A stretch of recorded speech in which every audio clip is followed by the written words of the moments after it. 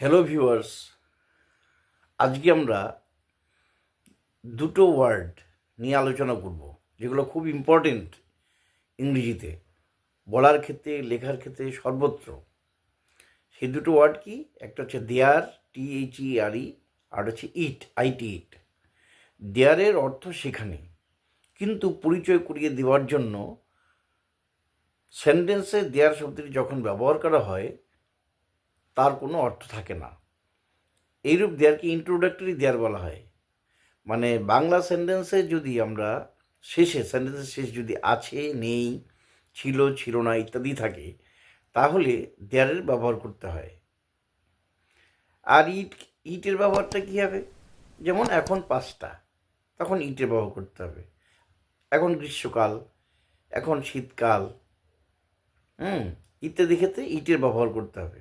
তা আমি সেন্টেন্সগুলোর পড়ছি এবং কিছু এক্সাম্পল দিয়ে দিচ্ছি। তোমরা কিন্তু এগুলো বারে বারে পড়বে এবং পড়ে মুখস্থ করে ফেলবে এগুলো। যেমন মাঠে একটি গরু আছে, there is a cow in the field. মাঠে একটি গরু আছে, মাঠে আছে আছে এখানে। এই গ্রামে কোনো মন্দির ছিল না, there was no temple in that village. এই গ্রামে কোনো মন্দির ছিল না। পথের পাশে একটা বড় গাছ আছে, there is a big tree by the side of the path.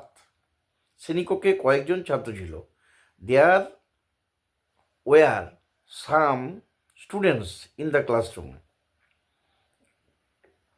জাগে অনেক দুধ আছে, there is much milk in the jug.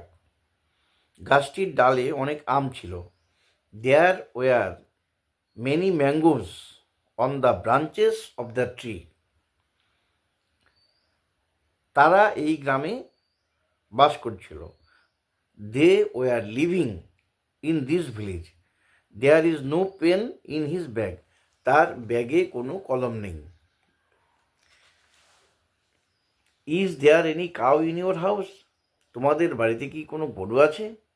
Is there umbrellas in this shop?